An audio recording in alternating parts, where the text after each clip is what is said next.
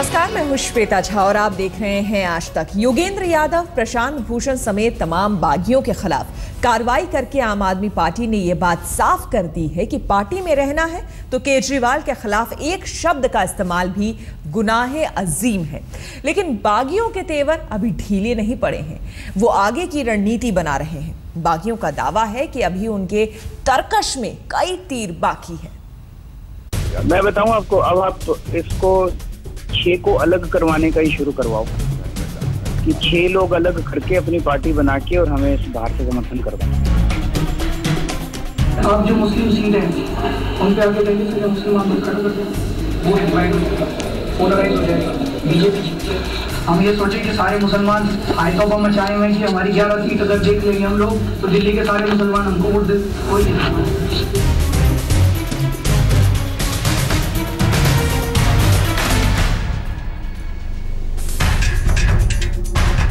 राजनीति काजल की कोठरी ही तो है, कब कहां दाग लग जाए किसी को नहीं पता।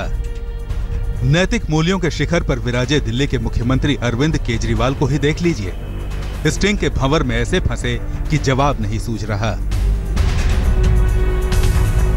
दिल्ली की सत्ता संभालने के बाद अब तक केजरीवाल के 3 स्टिंग सामने आ चुके हैं। इन स्टिंग में उनकी कथित आवाज उनके मूल्यों की धज्जियां उड़ा रही है। 6 लोग अलग करके अपनी पार्टी बना के और हमें इस बाहर से समर्थन करवाओ। केजरीवाल के विश्वास पात्रों ने ही उनकी बखिया उधेड़ने में कोई कोर कसर बाकी नहीं छोड़ी। इतना सब कुछ हो जाने के बाद भी अभी और खुलासे करने के दावे हवा में तैर रहे हैं। बागी हो चुके पुराने मित्रों के साथ साथ पार्टी के कार्यकर्ता अब फिर नई स्टिंग और नए खुलासे का दावा कर रहे हैं। सवाल उठता है कि अभी और कितने स्टिंग आएंगे, अभी और कितने खुलासे होंगे? क्या कोई दावे से कह सकता है कि आम आदमी पार्टी और उसके चीफ अरविंद केजरीवाल के खिलाफ और कितने स्टिंग ऑपरेशन हुए हैं? मीडिया के सवालों का जवाब देते हुए राष्ट्रीय परिषद से कल ही बाहर किए गए आनंद कुमार के शब्दों को पहले सुनिए।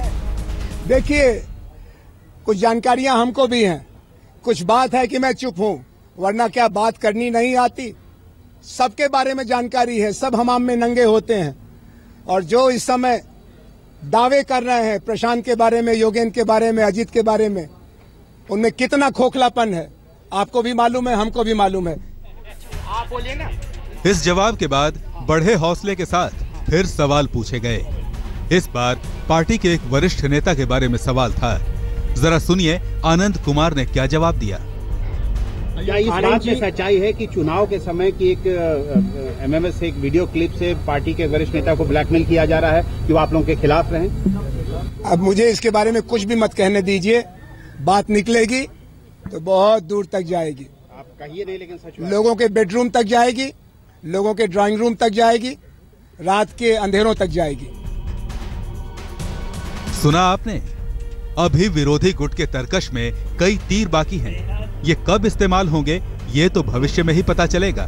लेकिन इतना साफ है कि आम आदमी पार्टी में एक दूसरे के खिलाफ खुलासे अभी और होने बाकी हैं। स्टिंग का ऐसा खेल चल निकला है कि हर कोने से ऐसे ही स्टिंग और नए खुलासे करने के दावे हो रहे हैं। कानपुर में लोकसभा चुनाव में खड़े हुए डॉक्टर महमूद रहमानी ने भी बागियों की लिस्ट में जल्द शामिल होने का ऐलान कुछ यूं किया कि पार्टी में अंदर हालात क्या जा रहे हैं। उसके बाद में इसमें 1-2 लोगों की जो अभी जो छवि जब दूसरे तरीके से सामने आ रही है उसको साफ मैं करूँगा बहुत कायदे से, और वो मैं आपके चैनल के थ्रू ही करूँगा। फिर उनको जवाब देना पड़ेगा और आप पूछिएगा भी उनसे।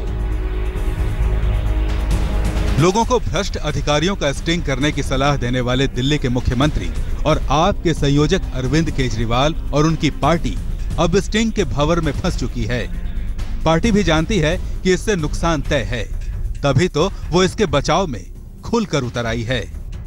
आप पहले अरविंद केजरीवाल को ट्रैप करिए, उनकी बातचीत को रिकॉर्ड करिए, रिकॉर्ड करने के बाद फेसबुक पर लिखिए, फेसबुक पर लिखने के बाद आप प्रेस कॉन्फ्रेंस में कहिए कि हाँ मेरे पास स्टिंग ऑपरेशन में चलेगा, और थोड़ी देर बाद किसी और आदमी के नाम से टीवी चैनल पर चलने लगता है, वो भी राष्ट्रीय परिषद की बैठक के एक दिन पहले। क्या ये षड्यंत्र नहीं है? क्या ये महज इत्तेफाक है? एक के बाद एक स्टिंग के सामने आने के बाद केजरीवाल के विरोधियों में इस तरह की बातें सामने लाने की होड़ मच गई है। तय है कि अभी और खुलासे होंगे, लेकिन दिलचस्प तो ये है कि अब तक हुए खुलासे पर दिल्ली के मुख्यमंत्री ने रहस्यमयी चुप्पी साध रखी है। सफाई तो छोड़िए, इस पर एक शब्द तक न बोला न लिखा, लेकिन सवाल अपनी जगह कायम हैं। आज तक ब्यूरो। अभी दिल्ली में सरकार बने 1.5 महीने भी पूरा नहीं हुआ है कि पार्टी की डर्टी पॉलिटिक्स सामने आ गई है। पार्टी का बदरंग चेहरा सार्वजनिक हो गया। पार्टी के अंदर मचे जूतम पैजार की तो छोड़िए, खुद केजरीवाल की ऐसी कथित आवाज सुनाई दी जिसने लोगों को परेशान कर दिया। लेकिन केजरीवाल स्टिंग पर चुप्पी साधे हुए हैं। हमारा ये इन चीजों में तो इंटरेस्ट है। तो इतने कमीने हो तुम लोग, क्या बार्गेनिंग कर रहे हो तुम लोग? इतने घटिया किस्म के इंसान हो तुम लोग।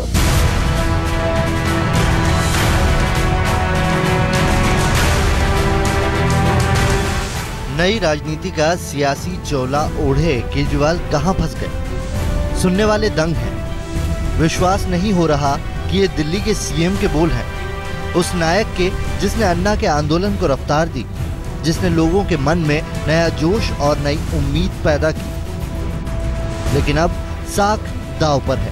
तंज कसे गए हैं कि नई राजनीति तो बहुत पुरानी निकली। किसी और पार्टी में होते उनके पीछे लात मार के उन पार्टी से बाहर निकाल देते सालों को। सियासी विरोधी को गाली देती ये आवाज दिल्ली के मुख्यमंत्री अरविंद केजरीवाल की बताई गई। उसी केजरीवाल की जिसने सियासत में सबको नैतिकता का पाठ पढ़ाया। सुनिए अपने साथियों के बारे में क्या कहते हैं केजरीवाल। प्रोफेसर आनंद कुमार और रजीत झा ने जो कमीनपंथी करी है, मतलब इतना कमीना। उन्होंने कहा आरटीआई लागू करो, हमने आरटीआई लागू कर, हमने कहा ठीक है तैयार है, बातचीत चल रही है अभी दोनों गुटों में। उन्होंने कहा वॉलंटियर्स पार्टिसिपेट, हमने सारी बातें उनकी मान ली। अब कल वो कहते हैं ये तो हम बार्गेनिंग कर रहे थे। हमारा ये इन चीजों में तो इंटरेस्ट है। तो इतने कमीने हो तुम लोग, क्या बार्गेनिंग कर रहे हो तुम लोग? इतने घटिया किस्म के इंसान हो तुम लोग। अरविंद केजरीवाल इस पूरी बातचीत में पहले तो संयत रहे, लेकिन जब बोलना शुरू किया तो सारी सीमा लांघते गए। मुंह से बेसाख्ता गालियां भी निकली। तमाशा है आपका कि सारे मिलके चलो उनसे जाके बात करो ना। उन्होंने सालों ने हराने में, तुम्हारी अच्छी टीम जो कह रहे हैं, उन्होंने हमें हराने में कोई कसर नहीं छोड़ी दिल्ली चुनाव के अंदर। उनको अब साथ लेके चले। किसी और पार्टी में होते उनके पीछे लात मार के उन पार्टी से बाहर निकाल देते सालों को। कमीने लोग हैं वो एक नंबर के, तुम्हें पता नहीं है वो क्या है। ये भाषा है उस इंसान की जो दिल्ली का मुख्यमंत्री है, जो स्वच्छ और पारदर्शी राजनीति का दावा करता है। उसकी ये भाषा है, उसके ये अल्फाज हैं। इस बयान को सही नहीं ठहराया जा सकता, लेकिन बचाव में उतरे आम आदमी पार्टी के नेता आशुतोष के इस दिलचस्प बयान को सुनिए। अब एक फिल्म आई थी कमीने, हर दोस्त कमीना होता है, एक विज्ञापन भी आया था। तो जब विज्ञापन बन जाए, फिल्म बन जाए, तो लोगों को ऑब्जेक्शन नहीं होता। उनके मुंह से कमीने शब्द निकल जाए तो लोग कहते देखिए देखिए देखिए देखिए इनकी भाषा तो बड़ा भद्र हो गई। लाख तर्क दिए जाएं, लेकिन जिम्मेदारी के पद पर बैठे किसी व्यक्ति से इस भाषा के इस्तेमाल की नहीं सोची जा सकती। मूल्यों की राजनीति करने वालों पर यह बयान बहुत भारी है। अभी देखिए मेरे दोनों हाथ जल गए हैं, नाक कटी हुई है, चेहरे पर तमाम कीचड़ लगाया जा चुका है, क्योंकि कहा गया कि ये जो समझौते का काम हम कर रहे थे ये बिल्कुल धोखा था, फरेब था, तिकड़म थी, कमीनापन था। तो अभी तो मेरी हिम्मत नहीं है। इतना सब सुनने समझने के बाद मैं अपनी ताकत पहले इकट्ठा करूं, अपने में यकीन पैदा करूं। मेरा अपना यकीन हिल चुका है। साफ सुथरी सियासत की बात करने वाले केजरीवाल की ये भाषा तमाम सवाल खड़े करती है। अगर ये टेप सही है, इसकी बातें सही है, तो दिल्ली की जनता के दिल पर क्या बीत रही होगी, अंदाजा हर कोई लगा सकता है। आज तक ब्यूरो। आम आदमी पार्टी के अंदर चल रहे अंतरकलह में स्टिंग सबसे बड़ा हथियार साबित हो रहा है। आम आदमी पार्टी पर अब तक 4 स्टिंग हो चुके हैं और अभी भी कई और खुलासे के दावे ठोके जा रहे हैं। 6 को अलग करवाने का ही शुरू करवाओ। ये 6 लोग अगर अलग टूट के ये बीजेपी को जा रहे थे, बीजेपी में जा नहीं पाए क्योंकि इनमें 3 मुसलमान हैं। आप पर पहला स्टिंग पप। जो मुस्लिम सीट है उनके आगे कहीं से मुसलमान खड़ा कर दो, वो डिवाइड पोलराइज हो जाएगा, बीजेपी जीत जाएगी। आप पर दूसरा स्टिंग बम। ये स्टिंग सोच के किया गया था। मेरे पास ऑडियो वीडियो दोनों हैं। आप पर तीसरे स्टिंग बम का दावा। क्या तमाशा है आपका कि सारे मिलके चलो, उनसे जाके बात करो ना। उन्होंने सालों ने हराने में, तुम्हारी अच्छी टीम जो कह रहे हैं, उन्होंने हमें हराने में कोई कसर नहीं छोड़ी दिल्ली चुनाव के अंदर। आप पर चौथा स्टिंग बम। आम आदमी पार्टी पर अब तक 4 स्टिंग। आपसे कोई रिश्वत मांगे, मना मत करना, सेटिंग कर लेना। जब वो पैसे मांग रहा है उसकी आवाज रिकॉर्ड कर लेना, मुझे लाके दे देना, हम उसके खिलाफ सख्त से सख्त कार्रवाई करेंगे। भ्रष्टाचार के खिलाफ स्टिंग की अपील करने वाले अरविंद केजरीवाल को खुद इस बात का अंदाजा नहीं रहा होगा कि उनके इस बात का असर सबसे ज्यादा उनकी पार्टी के नेताओं पर ही होगा। तभी तो पार्टी सत्ता में आई नहीं कि पार्टी के अंदर आप पर पहला स्टिंग। वैसे इसकी शुरुआत हुई आम आदमी पार्टी के पूर्व विधायक राजेश गर्ग के स्टिंग से। इस स्टिंग में अरविंद केजरीवाल राजेश गर्ग से सरकार बनाने के लिए कांग्रेस के विधायकों को तोड़ने की बात कह रहे हैं। मैं बताऊं आपको, अब आप इसको 6 को अलग करवाने का ही शुरू करवाओ। अरविंद जी बोले कि आप एक काम करो कि हमने बहुत कोशिश कर ली है, 1.5 महीने से बात नहीं बन पा रही है, कांग्रेस तो शायद समर्थन नहीं करेगी। आप एक काम करो कि इसमें जो 8 MLAs हैं कांग्रेस के, उसमें से 6 को तोड़ो। फिर बात डैमेज कंट्रोल की आई। केजरीवाल के समर्थन में आपके कई नेताओं ने अपने ढंग से पूरे मामले पर लीपापोती की कोशिश की। वैसे आप पर स्टिंग बम का हमला यहीं खत्म होने वाला नहीं था। आप पर दूसरा स्टिंग। आम आदमी पार्टी पर दूसरा स्टिंग हमला किया अल्पसंख्यक विंग के सेक्रेटरी होने का दावा करने वाले शाहिद आजाद ने। आप जो मुस्लिम सीट हैं, उनके आगे जाइए तो मुसलमान मत खड़ा कर दें। शाहिद आजाद के स्टिंग से अभी आम आदमी पार्टी उभरी भी नहीं थी कि कांग्रेस के नेता आसिफ मोहम्मद ने आप पर स्टिंग बम फोड़ने का दावा कर दिया। आप पर तीसरे स्टिंग का दावा। 6 महीने भी इंतजार आपको नहीं करवाऊंगा, 6 दिन भी नहीं करवाऊंगा। हो सकता है कि आपको 6 घंटे भी अब इंतजार ना करना पड़े। तब मेरे पास ऑडियो वीडियो दोनों हैं। वो और बात है कि आसिफ मोहम्मद अपने स्टिंग बम को फोड़ने का तय समय आगे बढ़ाते गए और आखिर में स्टिंग जारी नहीं किया। लेकिन उनके दावे से ही आपकी नींद उड़ गई। खुद संजय सिंह को भी पूरे मामले पर सफाई देनी पड़ी। जो राजेश गर्ग के ऑडियो की बात है, उसमें कहीं भी कोई खरीद फरोख्त की बात नहीं है, कहीं भी कोई मंत्री पद देने की या पैसा देने की बात नहीं है, कहीं हॉर्स ट्रेडिंग नहीं है, लेकिन उसको हॉर्स ट्रेडिंग कह के चलाया जा रहा है। पर मान रहे हैं ना कि अरविंद केजरीवाल की आवाज है, अरविंद केजरीवाल ने बात करी। अभी उसकी कोई जांच नहीं हो रही है। आप पर चौथा स्टिंग। इस स्टिंग में अरविंद केजरीवाल की आवाज का दावा करते हुए कुछ इस तरह योगेंद्र यादव और प्रशांत भूषण के खिलाफ अपशब्द बोलते सुनाया गया। तुम्हारी अच्छी टीम जो कह रहे हैं, उन्होंने हमें हराने में कोई कसर नहीं छोड़ी दिल्ली चुनाव के अंदर। लेकिन इस स्टिंग के बाद भी ये कहना मुश्किल है कि ये खेल अब यहीं थम जाएगा, क्योंकि अगला स्टिंग बम फूटने का दावा ठोका जा चुका है। आज तक ब्यूरो। और अब बात आम आदमी पार्टी के राष्ट्रीय कार्यकारिणी से हटाए गए 4 दिग्गजों की। एनसी की बैठक के बाद प्रशांत भूषण, योगेंद्र यादव, प्रोफेसर आनंद कुमार और अजीत झा को हटा दिया गया। ऐसे में सबसे बड़ा सवाल यह है कि आगे क्या होगा।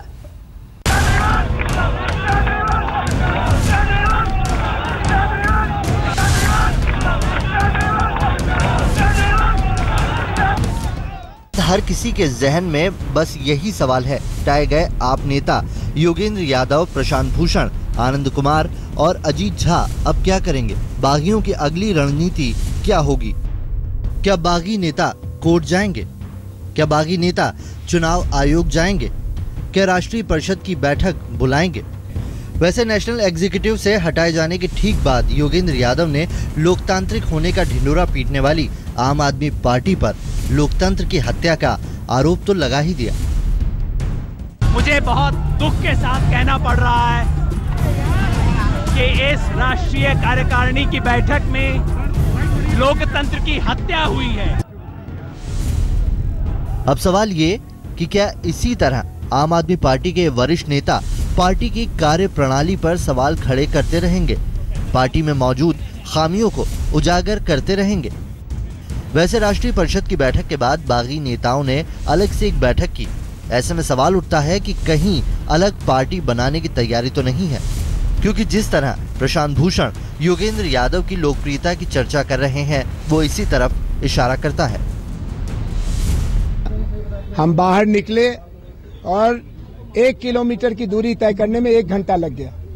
साथियों ने हिम्मत दिलाई और ये भी कहा कि घबराना नहीं, तुम्हारा अपमान नहीं है, हमारा अपमान है। योगेंद्र यादव के तो पसीने छूटने लगे लोगों के हाथ मिलाते मिलाते।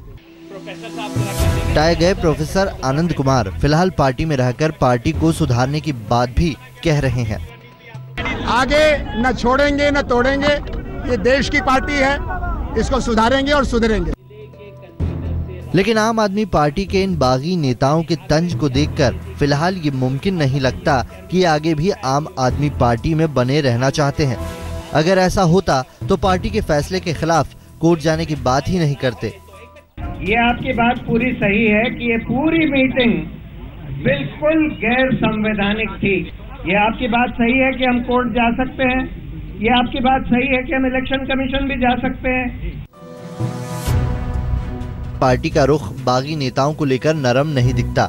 देर रात संयोजक अरविंद केजरीवाल के घर पर पार्टी की बैठक हुई, जिसमें भूमि अधिग्रहण बिल पर अभियान छेड़ने से लेकर दिल्ली सरकार के काम पर ध्यान देने की बात हुई।